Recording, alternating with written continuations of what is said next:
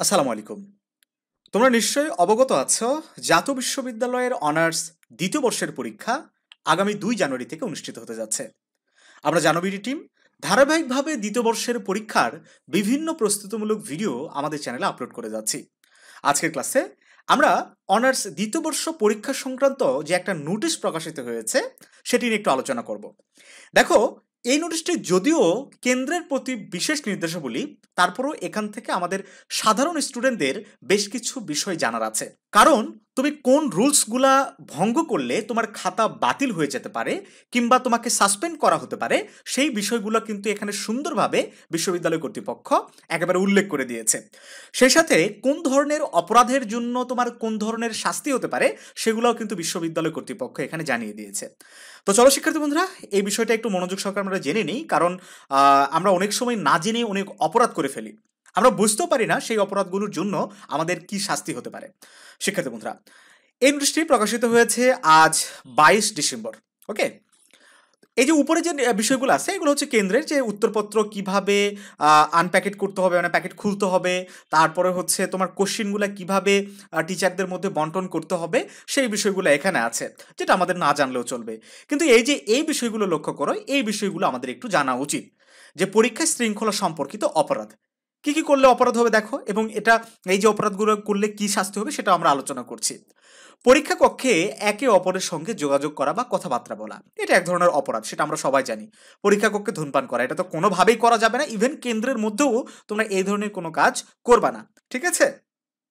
তারপরে দেখো, পরীক্ষার হলে মোবাইল ফোন বা কোনো ইলেকট্রনিক সামগ্রী বহন, এই বিষয়টা নিয়ে অনেকেই বারবার আমাদের কিন্তু প্রশ্নও করে থাকে যে স্যার আমার বাসা তো অনেক দূরে, সেক্ষেত্রে আমি যদি কোনো ফোন কিংবা ডিভাইস না নিয়ে যাই তাহলে তো আমি কারোর সাথে যোগাযোগ করতে পারবো না, কিংবা আমার পরীক্ষা দিয়ে ফিরতে অনেক লেট হয়, বাসায় টেনশন করে, বিশেষ করে আসলে মেয়ে শিক্ষার্থীদের সাথে এই প্রবলেমটা বেশি ঘটে।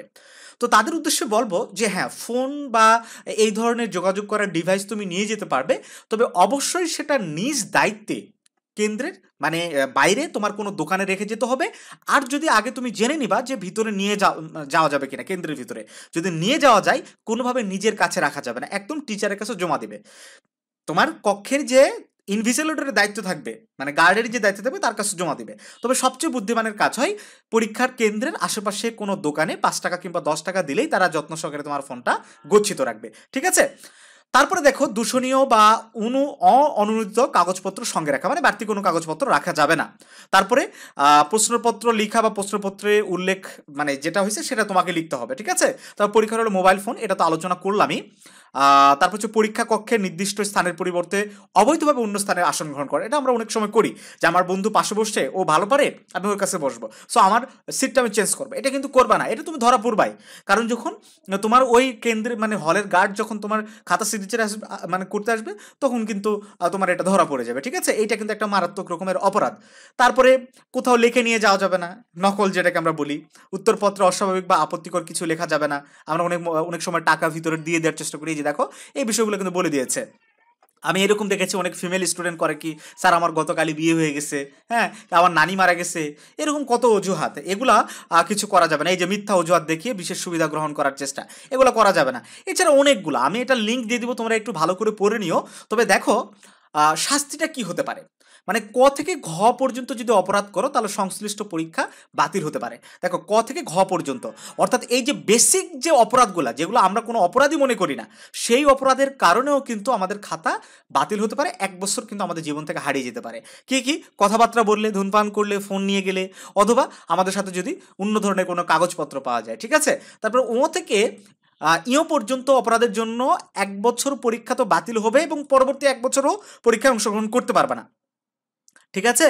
এই যে অনেক সময় সাসপেন্ড করে, আমরা জানি না, এক্সপেল করে দেয়, আমরা জানি না যে ওটা আসলে কি ধরনের শাস্তি হয়েছে। কারো 2 বছর শাস্তি থাকে, কোনো দিন কারো 3 বছর, কারো 4 বছর পর্যন্ত পরীক্ষায় অংশগ্রহণ করতে পারে না। তোমরা একটু দেখে নিও, এই যে দেখো সর্বোচ্চ কিন্তু 4 বছর পরীক্ষায় অংশগ্রহণ করতে পারবে না। তো এই বিষয়গুলো যদি তোমার সাথে যদি ঘটে, তাহলে তোমার লাইফে আর কিছু থাকলো, তোমার কি পড়াশোনা হবে? কখনোই না, তোমার অনার্স করার স্বপ্ন কিন্তু শেষ। সো এই নিয়মগুলো তোমাকে অবশ্যই মানতে হবে।